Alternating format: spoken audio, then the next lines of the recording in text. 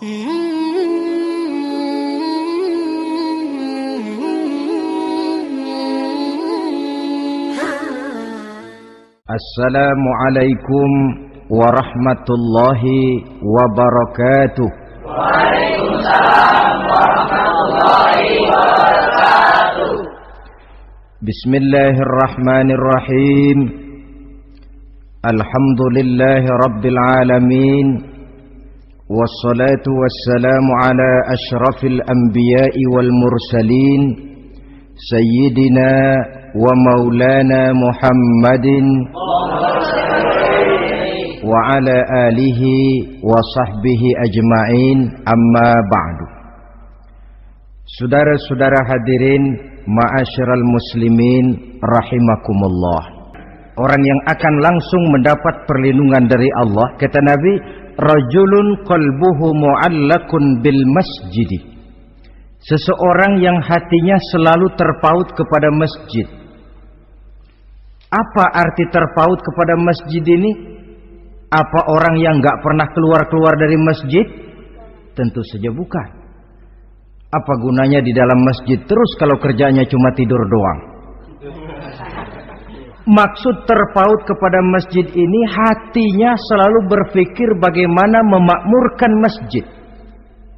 Jasadnya boleh saja ada di kantor, boleh saja ada di pasar, boleh ada di sawah, boleh ada di ladang, tetapi hasil daripada usahanya dia lalu berpikir bagaimana memakmurkan masjid.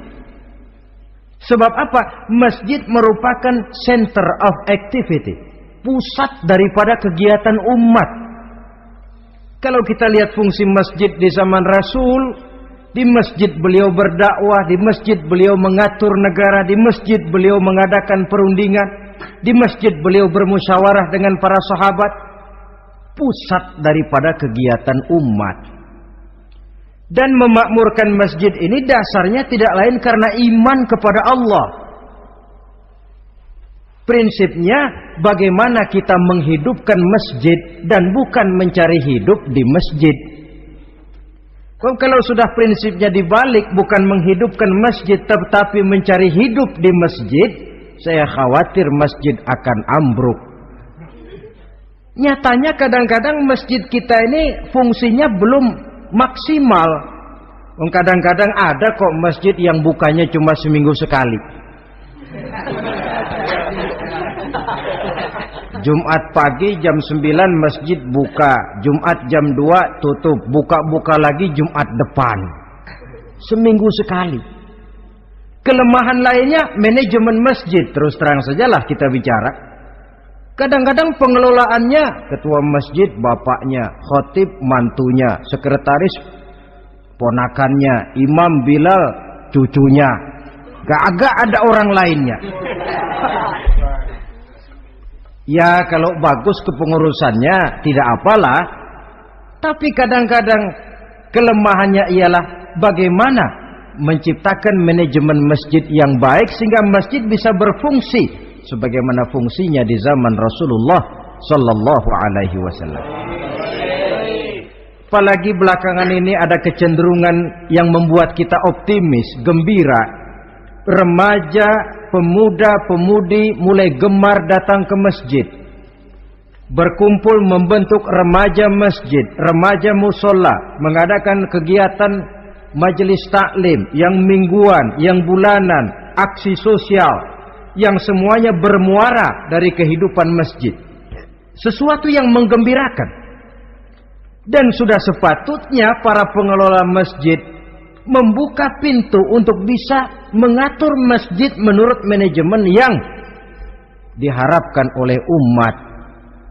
Karena bagaimanapun di masjid dua jalur komunikasi, bahasa kerennya two-way traffic communication, itu bisa kita laksanakan. Yaitu hablum minallah wa hablum minan nas. Berhubungan kepada Allah dan berhubungan kepada sesama manusia bisa terlaksana di masjid. Berhubungan dengan Allah jelas saja lewat sholat misalnya. Berhubungan dengan sesama manusia jelas saja lewat musyawarah, lewat majelis taklim, lewat kegiatan-kegiatan yang mensyiarkan agama. Dan begitu selanjutnya.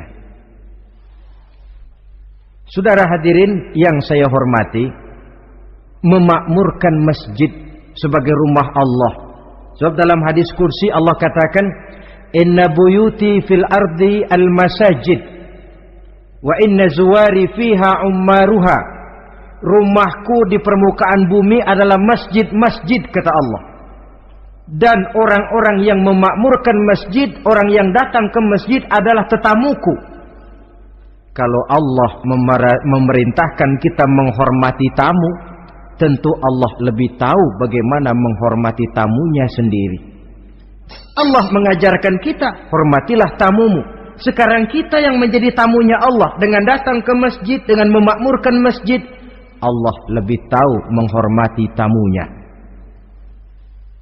Ini yang ketiga. Yang keempat, hadirin, orang yang langsung mendapat perlindungan dari Allah itu rajulani tahabba fillahi ijtama'a alaihi wa tafarraqa alaihi. Dua orang yang menjalin persaudaraan, yang bertemu dan berpisah karena Allah. Bersaudara karena Allah, bukan karena orang punya pangkat tinggi lalu kita temani, bukan karena orang kaya lalu kita dekati, tetapi karena Allah. Kau di jalan Allah, mari kau saudara saya. Kau keluar dari jalan Allah, maaf sajalah, bawalah dirimu sendiri, saya akan membawa diri saya. Lebih baik sendiri daripada berteman jahat. Berdua memang lebih baik daripada sendiri, tapi sendiri lebih baik daripada berteman jahat. Maksudnya apa ini? Sederhana dalam benci, sederhana dalam cinta. Ukurannya Allah. Al-Quran mengisyaratkan, wa asa an tuhibbu syai'an wa huwa syarrul lakum, wa asa an takrahu syai'an wa huwa khairul lakum. Sangat boleh jadi, kata Allah, kamu menyenangi sesuatu padahal akibatnya tidak baik bagi kamu.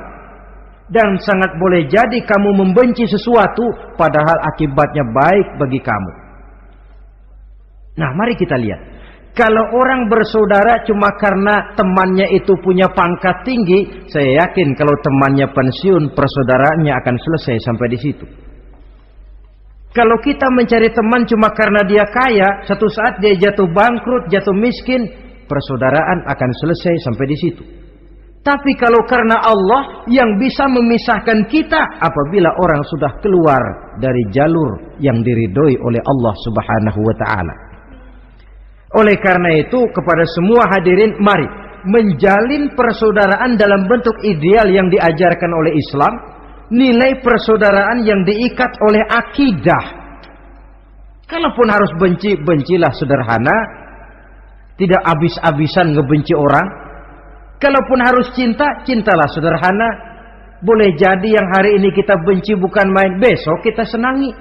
Mungkin yang hari ini kita cintai mati-matian, besok sudah berubah menjadi yang kita benci. Sederhana saja, tidak usah berlebih-lebihan.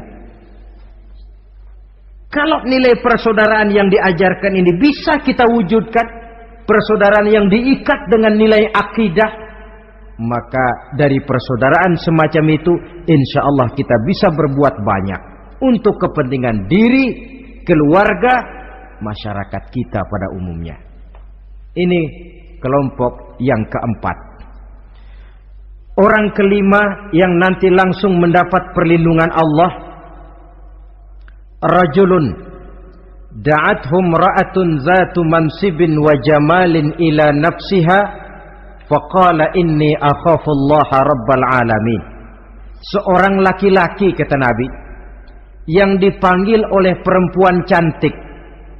Laki-laki normal dipanggil oleh perempuan cantik.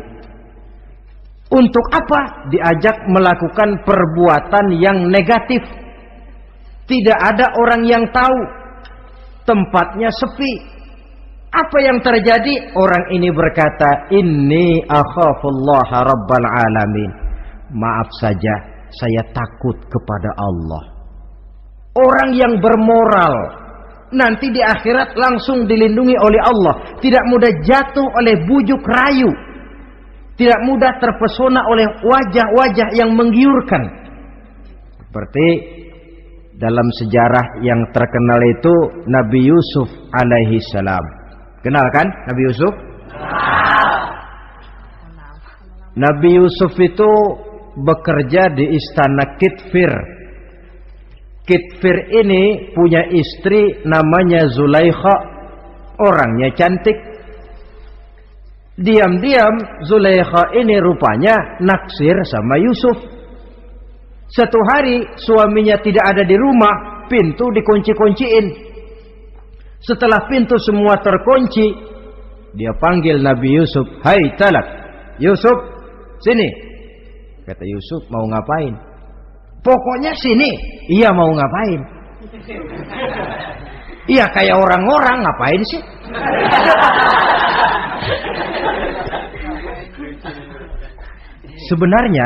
Sebenarnya ini Zulaikha senang kepada Yusuf, Yusuf pun demikian.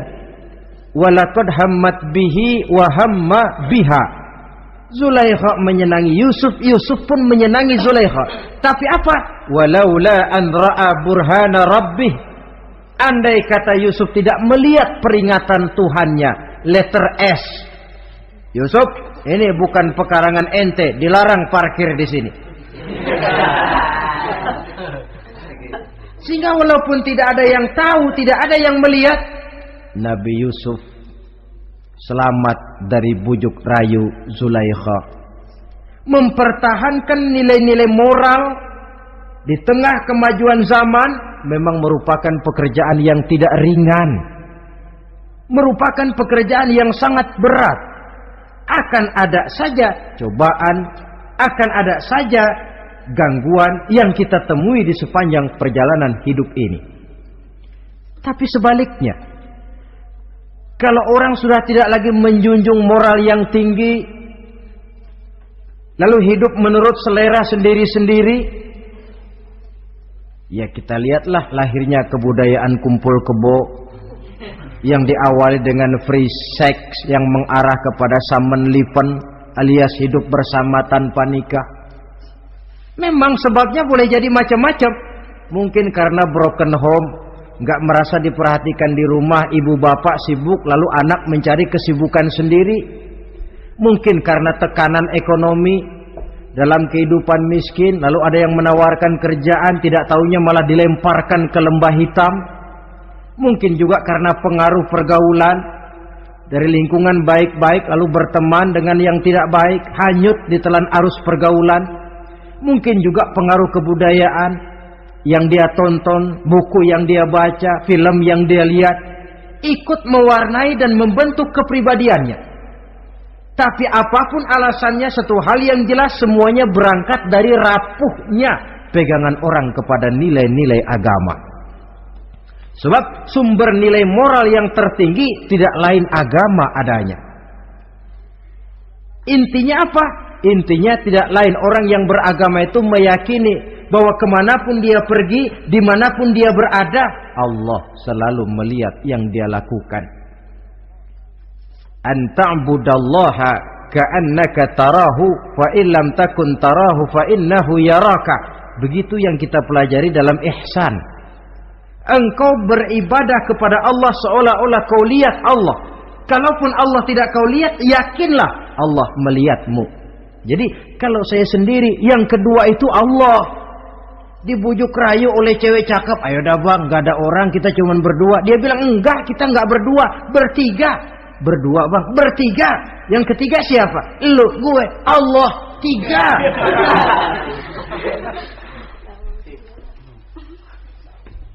Di kantor mau korupsi, dia kasak kusuk, gerasak gerusuk, cari apa yang seharusnya menjadi hak orang lain. Tidak ada yang lihat, tapi dia tidak sendiri. Saya berdua. Yang kedua, Allah. Merasakan kehadiran Allah dekat dalam hidup. Nilai moral semacam ini menyelamatkan masyarakat. Pantas kalau orang semacam ini di akhirat nanti langsung mendapat perlindungan dari Allah Subhanahu wa ta'ala. Karena itu terutama adik-adik remaja yang hadir, sebenarnya yang paling mahal dalam hidupmu adalah harga dirimu. Kalau itu sudah terjual dan tergadai, apalagi yang bisa kau banggakan dalam hidup ini? Titel yang berenteng barangkali, harta yang banyak, mobil yang serba berkilat barangkali. Tidak akan banyak manfaatnya kalau sudah dimulai dengan kehancuran daripada harga diri. Tidak ada yang lebih mahal daripada harga diri. Jagalah itu baik-baik. Pelihara nilai-nilai moral. Makin pandai kau jaga diri, insya Allah makin mahal hargamu. Dalam pandangan manusia, lebih-lebih juga dalam pandangan Allah. Pantas kalau pepatah bilang, innamal umamul akhlaqu ma baqiyat, fa in zahabathum akhlaquhum zahabu. Suatu bangsa akan tegak kalau dia masih punya nilai moral. Bila hancur moral itu, hancur jugalah ketegakan daripada bangsa itu sendiri. Ini yang kelima. Yang keenam, masih dua lagi. Orang keenam yang nanti akan langsung mendapat perlindungan dari Allah, rajulun zakarallaha khalian fafadat ainahu. Seseorang yang mengingat Allah dalam kesunyian, lalu berlinang air matanya.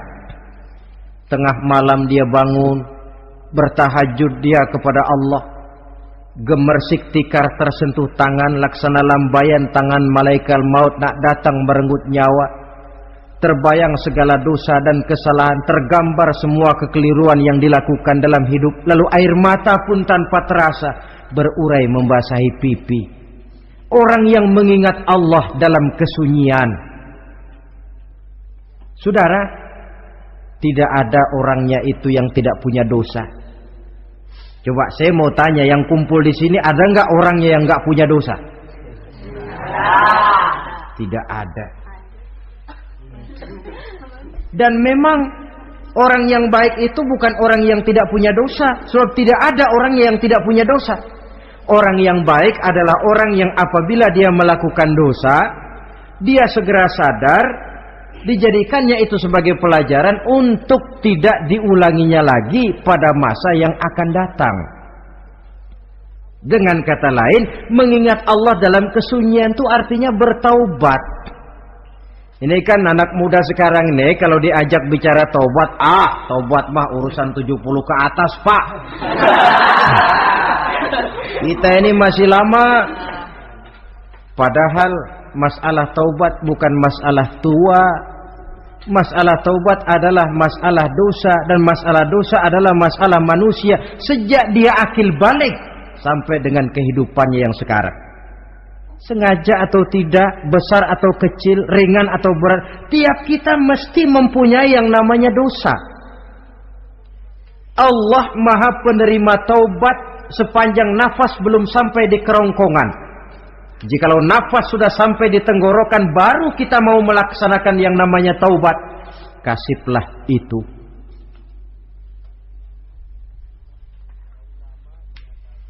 Para ulama mengatakan, la saghair ma'al istimrar wala kabair ma'al istighfar. Tidak ada dosa kecil kalau ditumpuk terus, dan tidak ada dosa besar kalau diikuti dengan istighfar, permohonan ampun kepada Allah. Jadi jangan menganggap ini dosa kecil, ini dosa kecil, ditumpuk-tumpuk lah jadi gede juga. Tidak ada dosa yang kecil kalau dikerjakan terus-menerus, dan tidak ada dosa yang besar kalau diiringi dengan istighfar. Dalam kehidupan ini apabila dosa sudah bertumpuk, maksiat merajalela, munkarat menjadi-jadi, Allah tidak akan segan-segan menurunkan azab. Azabnya itu bisa dalam bentuk bencana alam, banjir namanya, kebakaran merajalela namanya, gempa bumi namanya, bendungan pecah namanya, reaktor atom bocor namanya. Namanya boleh jadi macam-macam. Sebab apa? Al-Quran memberikan jaminan, wa ma kana Allahu liyu'adzibahum wa hum yastaghfirun. Allah tidak akan menurunkan azab selama di tengah masyarakat manusia masih banyak orang yang istighfar kepada Allah. Jadi hakikatnya kita ini berhutang jasa kepada orang yang rajin sujud, rajin mohon ampun kepada Allah. Lantaran mereka barangkali azab tidak diturunkan oleh Allah kalau melihat banyaknya sudah munkarat dan maksiat. Mengingat Allah dalam kesunyian, tengah malam, waktu yang mustajabah, terutama sepertiga malam yang akhir, situasinya lain. Gak percaya boleh coba lah, nyoba kan gak bayar. Coba kalian bangun tengah malam, tahajud, kalian akan menemukan satu suasana yang lain daripada misalnya kalau kalian sembahyang zuhur tengah hari panas terik di tengah banyak orang. Hati bergetar. Segala kekeliruan yang pernah kita kerjakan lalu terbayang, dan air mata tanpa terasa, tanpa diundang bahkan berurai membasahi pipi. Ya Allah, alangkah nikmatnya suasana macam itu. Menciptakan perasaan dekat dengan Allah. Terwujud kedamaian batin, dan ini yang banyak dicari orang sekarang. Yang kadang-kadang karena terlalu ingin mencari kedamaian lalu keliru jalan. Yang bertapa di gua-gua katanya nyepi dari kehidupan manusia, memencilkan diri dengan cara-cara yang mereka atur sendiri. Tidak macam itu. Quran punya resep. Ala inna bi dzikrillahi tatmainnul qulub. Ketahuilah dengan banyak mengingat Allah, hati menjadi tenang, jiwa menjadi lapang, pikiran menjadi damai. Ini resep Islam untuk mencapai ketenangan jiwa. Mengingat Allah dalam kesunyian. Saudara hadirin yang saya hormati, ini aspek daripada ibadah. Jadi dengan kata lain, masalah mengingat Allah dalam kesunyian, mengingat dosa bukan urusan orang tua, tapi masalah manusia. Siapapun adanya, sejak dia akil balik, mesti entah kecil besar, entah sedikit entah banyak, ada kesalahan yang dilakukannya. Karena itu, kalau kita masih diberikan kesempatan untuk hidup, artinya Allah masih memberikan kesempatan kepada kita untuk memperbaiki diri. Nanti kalau sudah sangkakala ditiup, alam hancur seperti yang saya jelaskan di awal tadi, sudah tidak sempat lagi, yang tinggal menyesal. Ada yang meratap lalu berkata, ya laitani kuntu turaba. Dalam Quran, aduh andai kata kita bisa balik jadi tanah aja dah dulunya, jangan jadi orang. Kalau dulu kita tetap jadi tanah mah nggak tanggung jawab apa-apa. Dijadiin orang sekarang mesti tanggung jawab. Bagaimana ini? Bingung. Ada yang berkata, ma aghna anni maliyah halka anni sultaniyah. Ternyata harta yang saya bangga-banggakan tidak bawa manfaat hari ini. Ternyata jabatan yang pernah saya duduki malah merusak saya hari ini. Tinggal lagi penyesalan karena kelalaian memanfaatkan waktu hidup dalam kehidupan di dunia ini.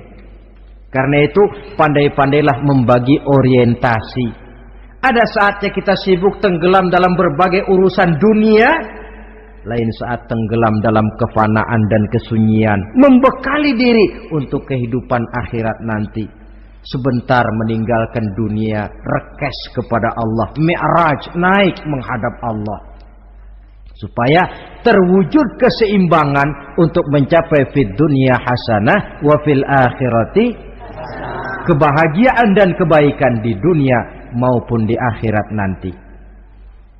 Inilah golongan yang keenam.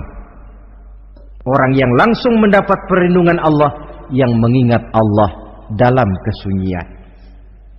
Yang ketujuh, yang terakhir, orang yang langsung mendapat perlindungan dari Allah di akhirat nanti, rajulun tasaddaqa bi sadaqatin fa akhfaha hatta la ta'lama shimaluhu ma tunfiqu yaminuhu. Seseorang yang bersedekah, lalu dia ikhlas dengan sedekahnya sehingga tangan kirinya tidak tahu apa yang diberikan oleh tangan kanannya. Orang yang pemurah, orang yang menyadari bahwa apapun yang dia punya dalam hidup ini cuma sekedar titipan. Fungsinya lalu seperti keran, menyimpan air tapi untuk disalurkan lagi kepada orang yang memang memerlukannya. Alangkah nikmatnya kalau Allah memberikan kepercayaan kepada kita untuk menjadi penyalur, distributor rezeki. Kalau kita ingat kemari, berpikir ke sini, kita tidak akan sayang lagi. Enak saja yang peras keringat banting tulang cari rezeki saya, sampean datang-datang mau minta. Lah, mungkin rezeki dia tapi lewat tangan kita. Satu kehormatan dari Allah kalau kita dijadikan seperti keran, menyimpan air tapi tidak untuk dirinya sendiri, disalurkannya kepada orang-orang yang memang memerlukannya. Tidak ada orang jatuh bangkrut lantaran bersikap pemurah, dan tidak ada orang jadi kaya raya lantaran dia bakhil atau pelit bin kikir alias medit.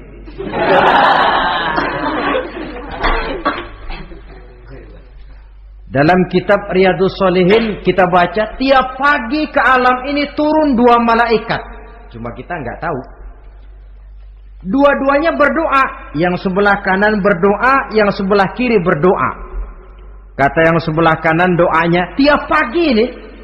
Kata yang malaikat yang satu dia berdoa, Allahumma a'ti munfiqan khalafa.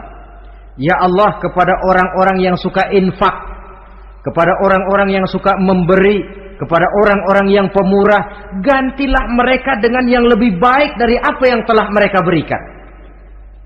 Lalu malaikat yang satu berdoa, Allahumma a'ti mumsikan talafa. Ya Allah, kepada orang-orang yang mumsik, bakhil, kikir, berilah mereka kerusakan dan kebinasaan di dalam harta mereka. Maka lihat sajalah, orang kaya tapi pelit, ada saja jalan yang kira-kira duitnya bakalan jadi keluar dan gak ada pahalanya. Apa kena musibah lalu berobat sekian juta, apa kemalingan, apa ditipu orang, ada saja cara duitnya keluar yang gak ada pahalanya. Inilah prinsipnya. Allah mencintai orang pemurah. Dalam hadis kursi, uhibbu ahlas sakha wa hubbi lil faqiri syakhi asyad. Aku cinta kepada orang yang pemurah, tapi aku lebih cinta kepada orang miskin yang pemurah. Orang kaya pemurah Allah cinta, orang miskin pemurah Allah lebih cinta. Kenapa? Nilainya lain. Orang kaya sedekah 500, orang miskin sedekah 500, sama 500-nya, tapi saya yakin pahalanya lebih besar buat si miskin. Kenapa? Buat orang kaya 500 apa artinya? Sekelebatan. Buat si miskin 500 dia mesti peras keringat banting tulang, tapi dia berani memberi seperti beraninya orang kaya. Nilai ini yang dilihat oleh Allah.